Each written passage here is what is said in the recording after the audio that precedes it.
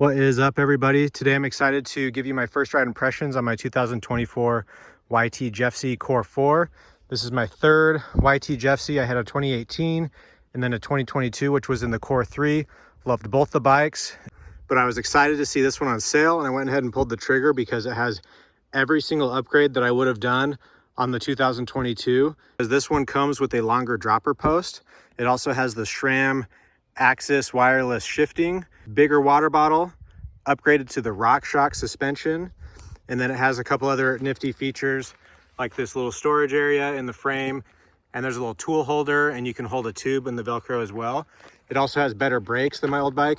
They're still SRAM, which I'm not the biggest fan of, but these RSCs are supposed to be more powerful. There used to be a little triangle thing here that's no longer there.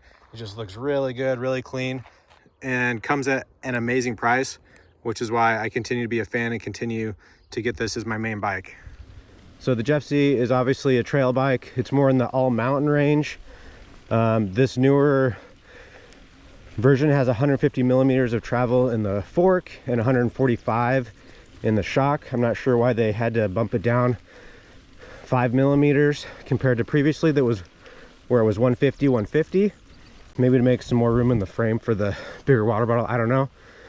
Anyways, but most people get the Jeffsy as kind of the fun, do-it-all, playful trail bike.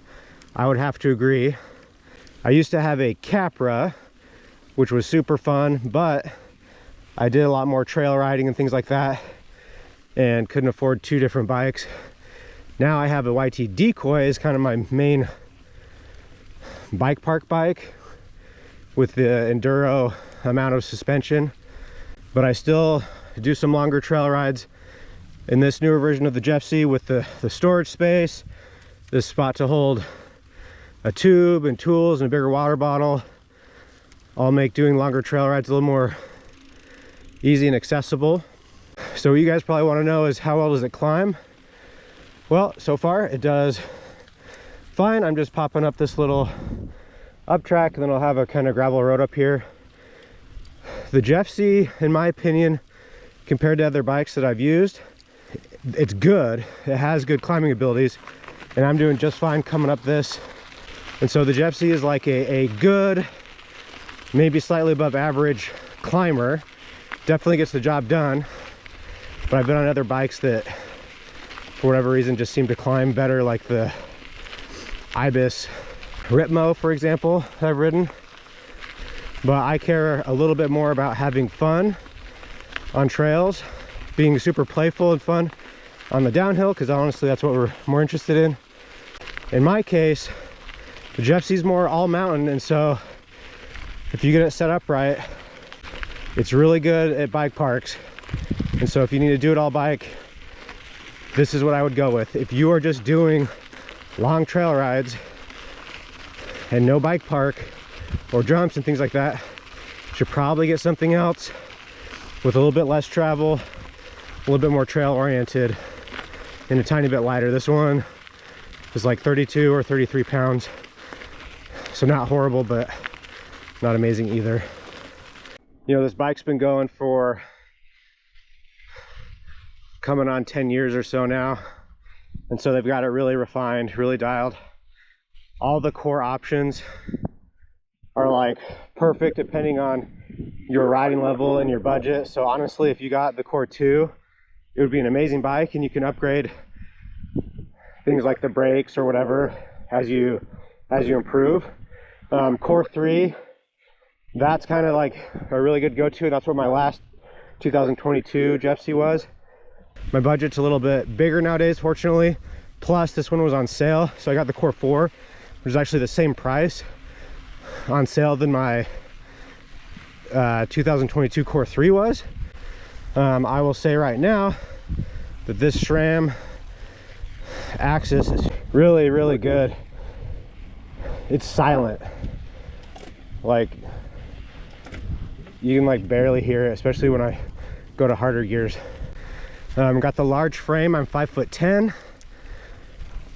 180-ish pounds depending on the day, and I go with the large. It feels really good. YT frame sizes run a little bit smaller than other brands, and so just follow the recommendations of their website. I got the large, I'm medium in a lot of other brands. So here I'm going up. It's hard to tell with the GoPro. This isn't super steep, but it's a good gradual up, and this thing's fine, just chugging along. 29-inch wheels and tires in the front and back. Makes it super efficient. So I think this would be a good trail to start out on for you guys. It's an intermediate trail called Float Trail here at Eagle Bike Park. So this is a trail bike. I haven't ridden this for a bit. It can often get pretty rutted out. It's fun to kind of see how fast you can go in smaller regular trail kind of berms.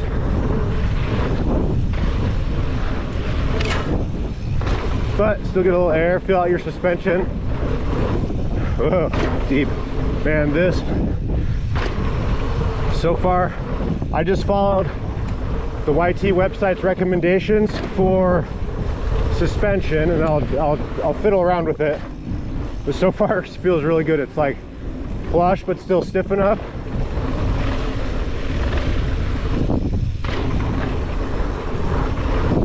My front brake is not bedded in all the way quite yet, and it feels a tad spongy, so I might have to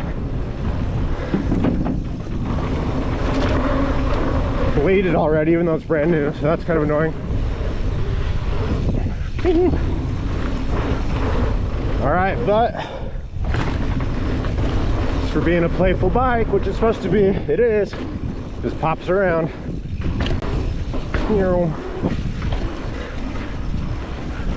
Yeah, super playful. Gosh, these bikes are so fun. Okay, so hopefully you guys can see these bikes, like a lot of different bikes, you can change the geometry a little bit, and so it has this flip chip here to put it in the low or high setting. Low is kind of like the recommended or preferred setting that most people use. It makes the bike a little bit lower, longer, slacker. I find that if I'm doing more trail riding where there's like bumps and rocks and things I'm popping over, I actually like it a lot better in the high setting. So I'm trying it on the low because this is how it came with, but I'm probably gonna switch it to the high. It's not like a huge change, but it does give you a little bit more height, makes the bike a tiny bit taller, and I find it to be a little more playful. I don't have as many pedal strikes, especially on some of these single track where you're like leaning into a corner and the side of the trail is up a little bit, so I don't want to be hitting my pedals on anything, you know, obviously, or the frame. And so since it's a 29er trail bike, I'm going to throw it in the high setting after this, and we'll see if there's much difference. On my old bike, I just left it in high and preferred it that way.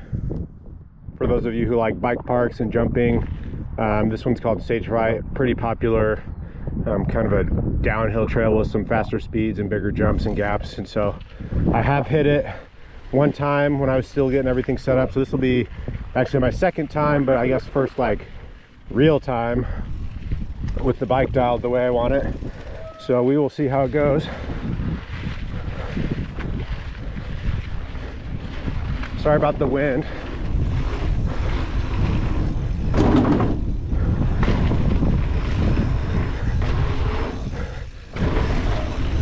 Oh man, it's so playful. Woo!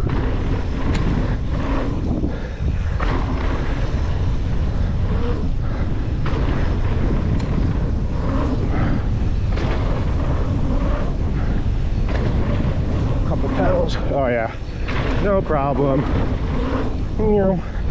Deep.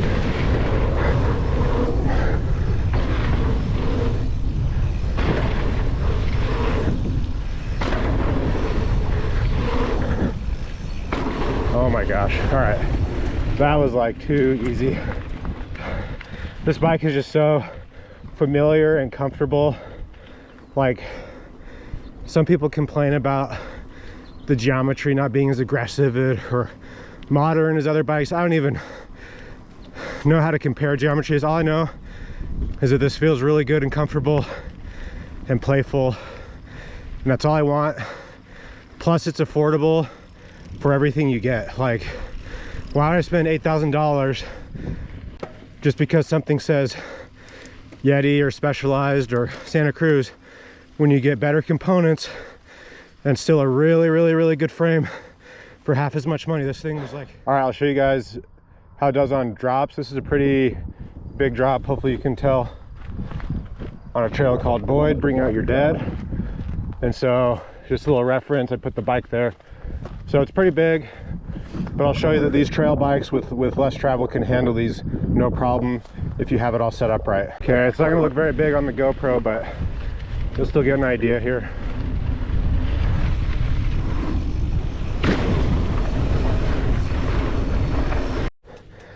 O-rings all the way at the bottom, which is not unexpected, but I didn't feel like it bottomed out. It didn't feel harsh, so good to go.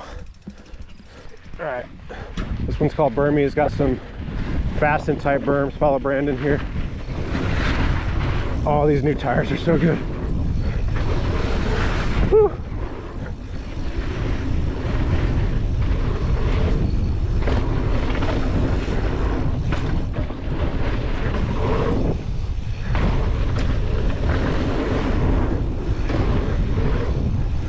Berm's really fun. This one's takes some practice.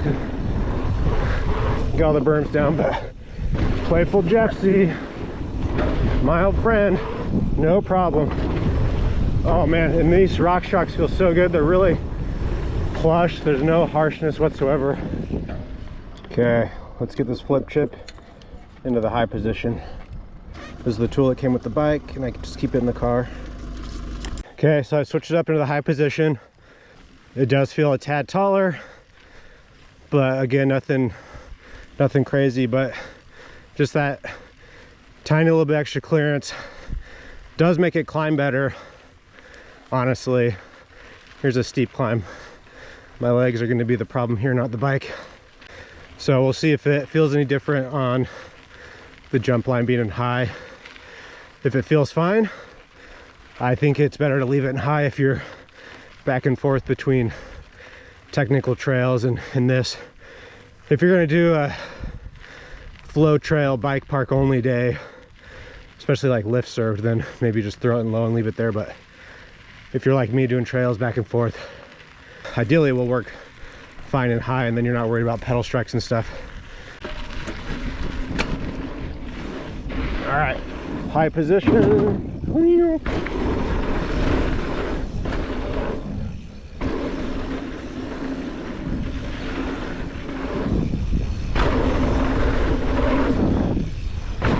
Feels fine, feels maybe even better. Yep, I'm keeping mine in high. You guys tell me what you think. Oh, it's deep. This one I always overshoot. Yep. Let's go left. This bike is so freaking playful.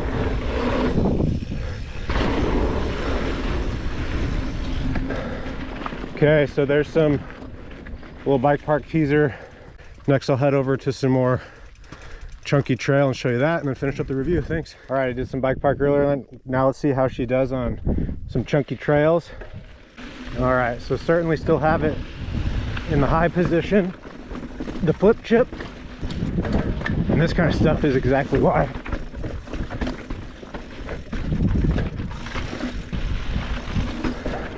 This spine's really fun. Oh yeah. Once again, the suspension is just on the money. I have it set up the same for here as I did for bike park. And it feels great. Plenty plush, but still supportive.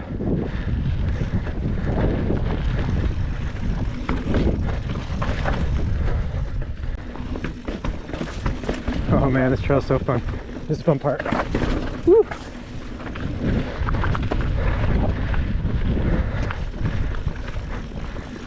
More little drops.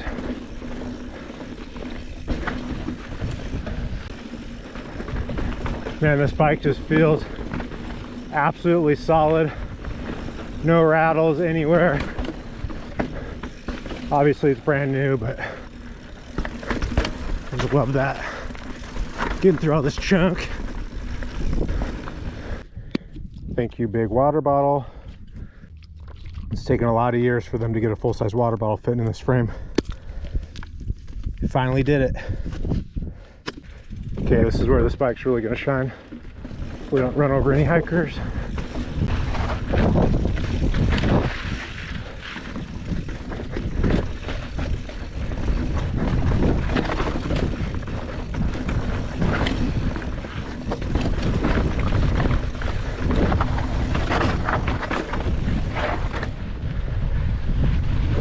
Oh yeah.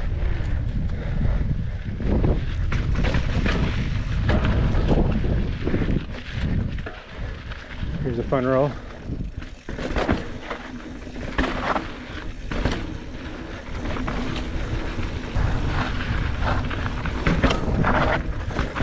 Awesome wall ride. There's a little drop up here.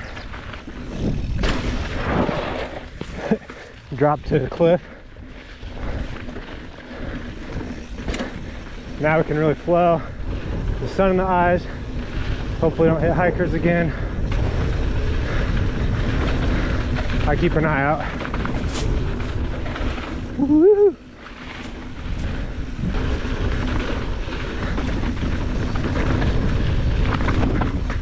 Oh yeah, just mashing these rocks. All right, this bike is so good. All right, here's a little natural rock wall ride. Okay, these brakes at first were a little suspect, but they've gotten bedded in a little bit. I still have to pull a little harder than compared to my Hayes Dominion brakes on my e-bike, but they're definitely better than the SRAM G2 that I used to have. Man, I had an absolute blast riding this bike today. Felt so familiar, but the new features made it feel so fun and awesome. I don't think there's a single thing I would change on this build except perhaps changing out the brakes, but again, like I said, they're working just fine. I love the suspension. It's the perfect amount. Be super playful, have a lot of fun, climbs well but still jumps well, and I could do everything I wanted at the bike park without any issues, and then I still smashed all those rocks as you saw on the trail. So happy to have this big water bottle and bigger dropper post, and I can't wait to keep ripping it.